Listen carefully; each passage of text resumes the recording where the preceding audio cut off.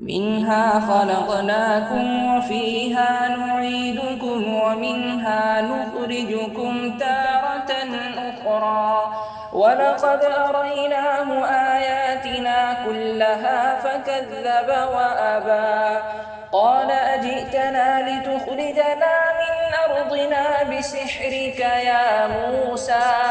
فلنأتينك بسحر مثله فاجعل بيننا وبينك موعدا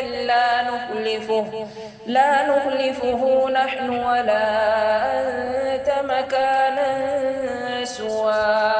قال موعدكم يوم الزينة وأن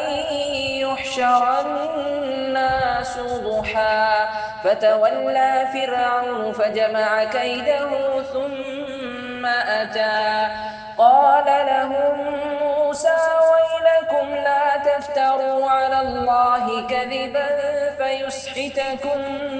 بعذاب وقد خاب من افترى فتنازعوا أمرهم